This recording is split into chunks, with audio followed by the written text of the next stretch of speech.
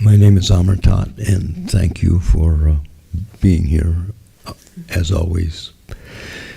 It's difficult to pose a question that is really just a longing. And the goal is enlightenment, self-realization, God-realization, whatever we want to call it, which we make up all these images about this is that. When we're awake, we see the separation between you and I and that podium and I. And intellectually, I can understand that none of us are solid. We're little molecules, and in that sense, I can see that we're united. But when I try to break through that and leave whatever the I is behind in the waking state, let's say, the non-meditative state, there's totally this sense of separation and difference. And then we go to meditation, and sometimes, not enough, there's a moment when the I is not there, and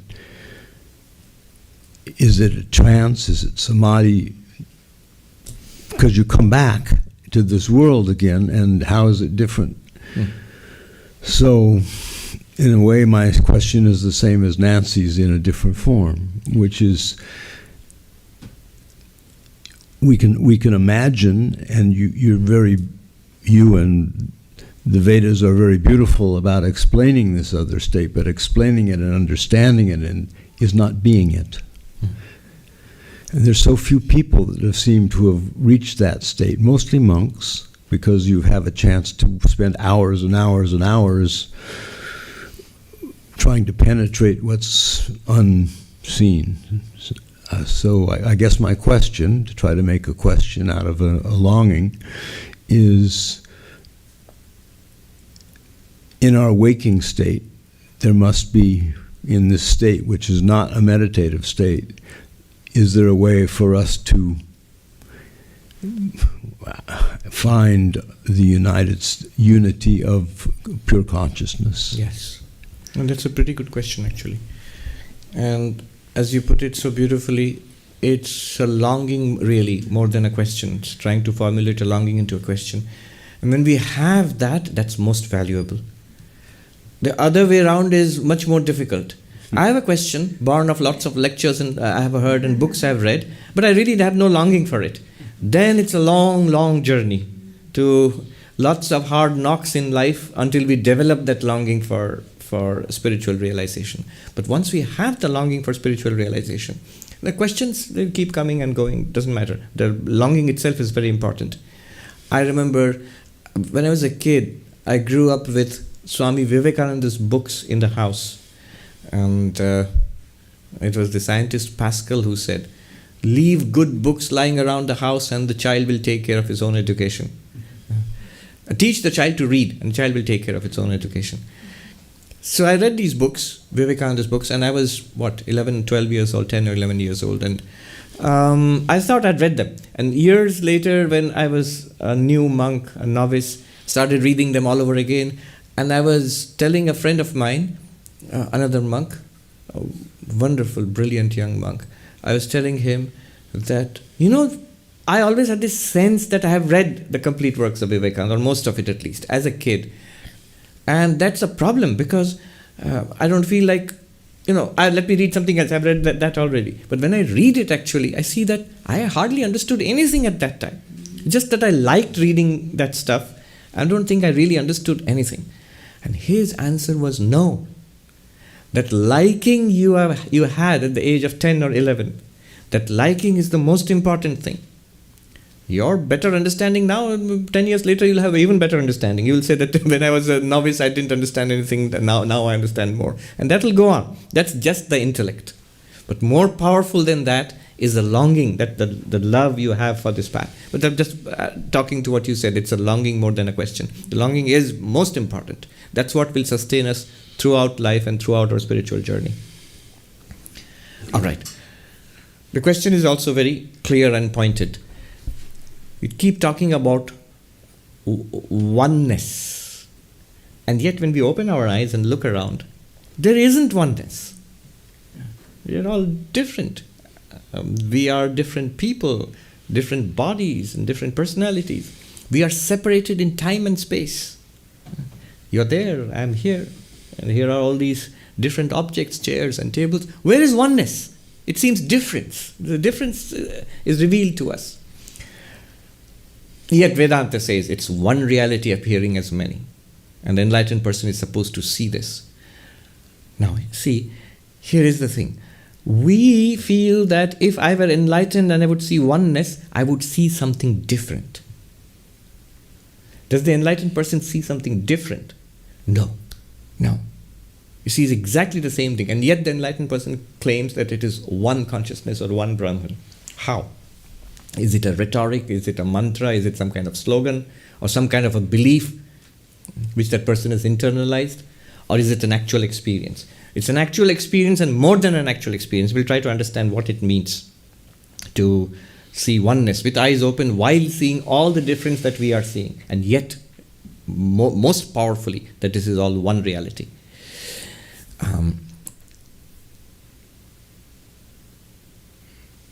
Here I am reminded of a great philosopher, Wittgenstein, and it's just one little anecdote, but which struck me so powerfully. So he was this most brilliant mind in the 20th century. He was one of the greatest philosophers, maybe the greatest philosopher that the Western world produced in the 20th century. So at one point, he comes out of his classroom in Cambridge, and this lady is accompanying him, who was a student.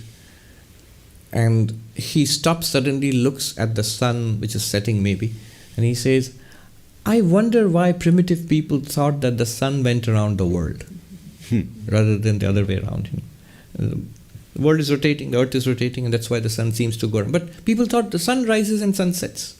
I wonder why. And this lady said, why, Professor? Because it looks like that. It just looks like the sun is rising and sun is setting.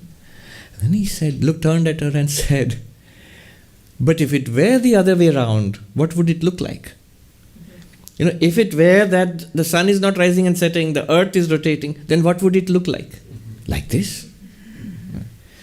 Now this struck me so powerfully because Advaita Vedanta works exactly that way. If we are all little beings of flesh and blood and experiencing other people and a physical world, vast physical world out there, what would it look like? Like this? But if it were one reality appearing as many, what would it look like? Like this? But then how do I know which one is correct? Okay. Let me give you an example and then we'll come back to the waking world. So let me give the classic example of the dream world. In the dream world, we are there in our dreams. We don't know that we are dreaming, and we look at different people, we talk to people, things happen. We are walking around, good and bad things happen. And we have the sense of inhabiting a world. And the world seems to be different from us. We seem to be in a world. We have no sense that the whole thing is a dream. And in that world, we seem to have a body also. We don't feel in the dream, I'm a disembodied spirit. We feel it's like a waking world. In the dream, at least. When you wake up, it looks very weird, but in the dream, it seems perfectly normal. Now notice, there also we feel we are embodied, there are other people, and there is space, difference between us, there is a whole world around us, there are activities, difference is there, action is there, and yet when we wake up, what happens is we realize, I who was there in that body in the dream, and other people in the dream, and other places in the dream, and activities in the dream, all of it was one thing only, my dreaming mind. Right? Here I am, and there, across this space, you are, and yet when I wake up, I, you, the space, all of it was the dreaming mind. The dreaming mind generated it. And now we know through virtual reality and all that this can be easily done. Or not easily, but people, those who are programming it, they will say, Swami, you don't know how, it's not easy. We have to work hours and hours at it. But still, it can be done. Very vivid experiences you can have. Nowadays there are these, glasses you can wear, and it can show you a three-dimensional world and all of that you can do. Okay. Now, oneness appearing as diversity. And you become part of that diversity. That's a dream. That's what happens in a dream. You think back upon your dream experience, it's like that. Now one might say, but that's a dream and this is waking. That there the difference was at its basis, it was not different. It was just a mind appearing in many different ways. That is clear. But here it's not clear. It seems to be a real difference, physical difference. Here is a world outside me. And there are things, various different things in the world. Where is the oneness? Except as, as a rhetoric or as a emotion. But really experiencing that oneness. Here, in order to experience that oneness, we must do exactly what happens in the dream, In the dream, you feel you are this person in the middle of the dream. But in order to understand that it's all a dream, one must step back from the dream personality into the dreaming mind. And from the perspective of the dreaming mind, the whole dream is appearing in it. And with that perspective, if you go back into the dream personality, you will know, though it all seems different from me, we are all one reality, and that one reality is I. Here, what do you have to do in the waking state to come to that point? You have to see, first of all, you have to shift from the perspective of I am this body with consciousness to I am consciousness experiencing a body and a world. And that shift in perspective can be done right here. It's already available to us. Vivekananda called it an open secret. And there are so many gates, so many methods which will help us to do that, to shift this perspective, the paradigm shift, in order to help us to appreciate it's actually one reality. And being one reality, it still appears like this. Take any perspective, any methodology, the Drigdrishya Viveka, the method of the seer and the seen. So here's this world, seems to be different from you. Now notice, this world doesn't exist by itself. You are seeing this world. This world is, all the sights are appearing to the same pair of eyes. So direct your attention away from the world into the pair of eyes. The eyes by themselves see all this variety of changing sound and as changing color and everything. Similarly, the ears, they are the basis for hearing all sorts of sound, speech and sound and music and everything. All the senses, if you see these various inputs, they come to the senses. So all the forms come to the eyes, same pair of eyes. Now the eyes are seeing, this is appreciated by the mind. Direct your attention back from the eyes to the mind. And that, of course, is not physical anymore, but it's there for all of us. In the mind, all the senses dump their information into the mind, the same mind. And that is also something that I'm aware of. The thoughts, feelings, emotions in the mind. Memories. Sense of ego also in the mind. That which is aware of the mind. Don't try to objectify it. That can never be objectified. Drigeva natu drishyate, the first verse of Drigdrishya Viveka says, you, the seer, the ultimate seer, is never the seen. But it's there, without it. Try this experiment just now. If you want, you can participate in it. Just relax and sit straight on the seat. Whatever is comfortable. You can keep your hands on your lap if you like. And take a deep breath. And let it go. And relax. If you like, you can close your eyes. Or if you like, you can keep your eyes open also.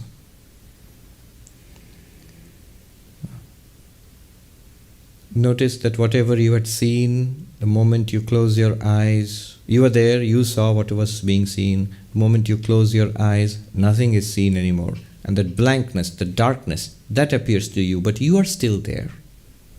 I am seeing this blankness or darkness. That thought and all other thoughts come and go to you. If the thoughts are there, you are there. If the thoughts are not there, you're still there. Just as if you open your eyes and you see the world, you are there. And if you close your eyes, you do not see the world is not seen, but you still exist. And similarly, thoughts, emotions, they come and you experience the thoughts, the emotions, the memories. And if they do not come, you're still there. You are the consciousness to whom the Perceptions appear or do not appear. You are the consciousness to whom the thoughts appear or do not appear. You are there. Now notice, if things do not appear, if you do not see anything, hear anything, smell, taste, touch anything, are you there? You say, yes, I'm still there. I don't see, hear, smell, taste, touch, but I am here. Maybe I'm blind and deaf, but I am here. I am here as the thinker of these thoughts. Suppose these thoughts also stop. No thoughts. No memories. I have no memory of who or what I am until this point of time. Are you still there? Yes, I'm there. I don't know who I am. I don't know my name maybe, but I'm there. And suppose past has been erased, and suppose you do not think at all of the future, what's going to happen next. Just at this moment. No past, nothing at all waiting for you in the future. Just at this moment. You are there. This you who are there, notice that this one, the you, this basic you, this awareness you, it doesn't have a form. It's not something that can be seen or heard or smelled or tasted or touched. It doesn't have a shape. This you is always present. Everything else comes and goes. Things happen in the world and change in the world, but you are there. The body changes, but you are the same. You are there. The mind changes. You are there. All of waking happens to this you, basic you. It appears to you. And all of dreaming appears to you, that same basic you. And the darkness of deep sleep also. It happens or it appears to you, that same basic you. All changes are in the world or in the body, in the mind, and they appear to you, but not in you. You do not change. You, that basic you. Body ages, you do not age. The mind becomes frustrated, unhappy. You experience the frustration and the unhappiness in the mind, not in you. It comes and goes. And notice, if you were not there, that basic you, then the entire universe, your whole experience, life, everything would go into nothingness. It would disappear in a flash. But if all the objects being experienced in the world and in the mind, if they exist or do not exist, doesn't make a difference to you. You are still there. You existing, all of them exist. You shining, the world shines. By your light, the world is lit up.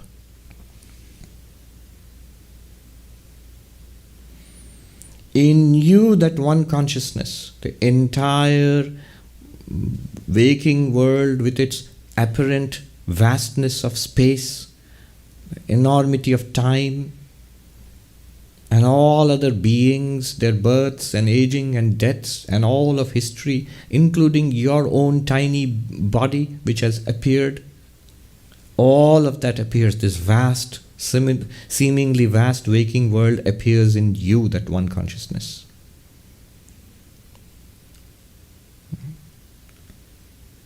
And similarly, the individual dream world appears in you, the one consciousness. And the blankness of deep sleep, the seed state, appears in you, that one consciousness. None of it is different from you, that one consciousness. They don't exist without you. You can exist without them.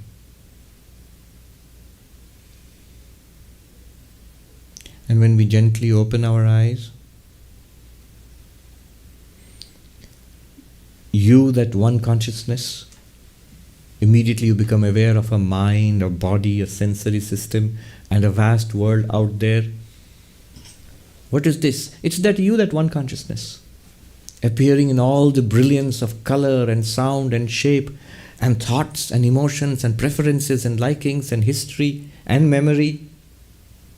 underlying it is this one basic unity called you.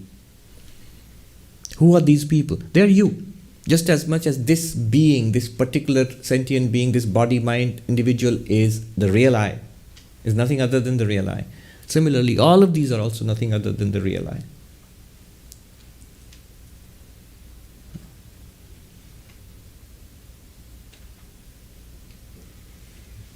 This is the meaning of the underlying oneness of all existence.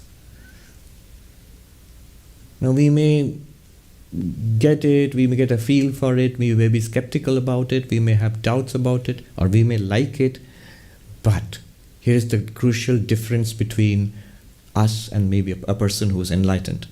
The difference is this. For us, it could be an interesting idea, a nice psychological experience, or something that I'm skeptical of, it sounds all very fuzzy, or I love it and I want it to be true. But uniformly, it's not our normal way of looking at things. It's not our usual mode of thinking of ourselves and the world. For the enlightened one, it's the absolutely effortless mode of existence. It's vivid. It's effortless. It takes no practice, doesn't have to sit straight and close our eyes in the Vedanta society and go through a guided meditation, not at all. You'd find it silly. It's most obvious. There's the story of the King Janaka, I mean, just apocryphal stories. King Janaka and the sage Ashtavakra of the famous Ashtavakra Samhita. So the emperor Janaka sits next to this great non-dualist sage. The sage has nothing in the world except his, they have a water pot, the wandering monks, called a kamandalu. And they used to have, nowadays it's not very common, a meditation staff where they would put their hand and use the japa mala and danda, they call it danda, and they would keep. So danda means the staff and the water pot. I'll just use the English words. Now, both are sitting and meditating, non-dual meditation. And the Emperor Janaka, who is a fan of non-duality, a wannabe, enlightened person, so he's sitting next to Ashtavakra, and they are both meditating, and Janaka repeats, Aham Brahmasmi, I am Brahman, I am Brahman, I am Brahman. Then Ashtavakra sits next to him and starts repeating, this is a water pot, that's a staff, this is a water pot, that's a staff. And Janaka gets annoyed. He looks around and says, oh sage, what are you doing? What are you saying? Why? What's wrong? He asks innocently. So everybody knows it. What's there to say that it's a water pot or a staff? What's the point of saying that? So everybody knows you are Brahman. You are Brahman. What's the point in saying it? See, to that extent. That's the difference between the enlightened one and the rest of us. For us, it's a philosophy, a worldview, something to be practiced, something to be understood, something to be enlightened about also. And for that person, the person doesn't even think of himself or herself as a person also. Anyway.